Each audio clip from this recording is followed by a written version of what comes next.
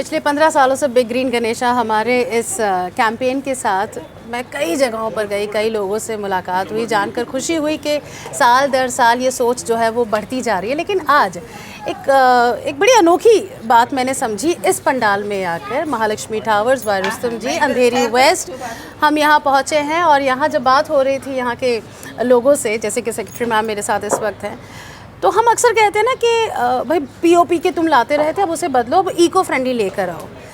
लेकिन दरअसल शुरुआत तो इको फ्रेंडली से ही हुई थी इस त्योहार की। क्योंकि पहले पीओपी की मूर्तियाँ नहीं बनती थी। तो जैसे 90s में प्लास्टिक आया और सब कुछ बर्बाद हुआ, वैसे ही समवेयर इन 90s इस पीओपी की शुरुआत हुई थी, राइट? और ये बात इन्होंने मुझे इसलिए बताई क्योंकि आपके यहाँ गणपति कब से आ रहे हैं? 79 से 1979 से। वाह। तो हमारे यहाँ पे जो बड़ा गणपति होता था तो 4 फीट के ऊपर से जो रखा जाता था वो तभी उस समय पीओपी का रहता था। और हमारे यहाँ पे जो पूजा करने वाला जो गणपति होता था वो हमेशा इको फ्रेंडली होता था, वो मिट्टी के होते थे। हाँ। जो आज भी है। हाँ।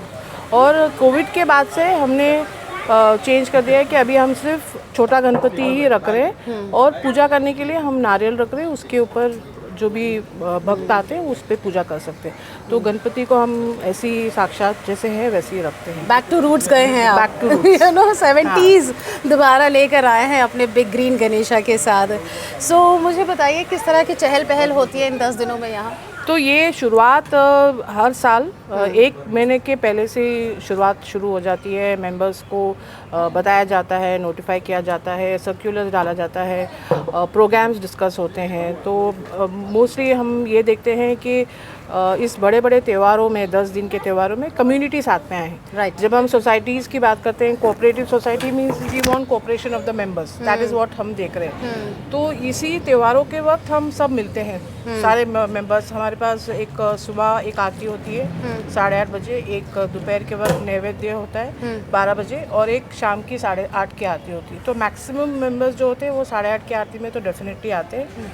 और उसके अलावा हमारे 10 दिन के प्रोग्राम्स जो होते हैं, तो जैसे मोस्टली जो प्रोग्राम्स होते हैं वो बच्चों को फोकस करने, इसलिए बिकॉज हमें उनको ये ट्रेडिशन और ये सब चीज़ में उनको डालना है। तो बहुत ज़रूरी है कि वो ये त्यौहार को लॉन्ग एंजॉय करने के साथ संस्कृति समझे, किस तरह करना है, क्या करना है।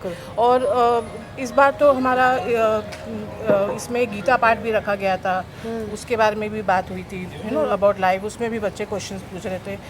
बच्चों के लिए फिर स्पोर्ट्स डे होता है, फैंसी ड्रेस कंपटीशन होता है, लेडीज़ भी पार्ट लेती है। कल रात को हमारे यहाँ पे डांस कंपटीशन हुआ था। फिर प्राइज़ डिस्ट्रीब्यूशन होता है। प्राइज़ डिस्ट्रीब्यूशन भी हम इसलिए रखते हैं कि children feel excited to participate या पार्टिसिपेशन बढ़ना चाहिए। फियर ऑफ तो एक तरह से we are trying to collaborate, kids getting involved and with the community. So और ये बात मैं भी मानती हूँ कि सिर्फ कह देने से कि नहीं हमारे यहाँ ऐसा होता है, दिवाली पे ये करते हैं, गणेश, बच्चों को जोड़ने के लिए आपको कहीं ना कहीं धुन बदलने की ज़रूरत है। क्योंकि देखिए, बच्चा स्कूल जा रहा है, उसे स्कूल में पढ़ाया जा रहा है इको फ्रेंडली होने के बारे में, उसे पूछा जा रहा है, टीचर पूछती है कि बेटा तुम्हारे घर पर जो गणपति आते हैं वो इको फ्रेंडली है क्या? अगर वो सवाल लेकर बच्चा घर आता है और उसे इको फ्रेंडली गणपति नहीं मिलते तो कहीं ना कहीं वो डिस्कनेक्ट होगा, यू नो।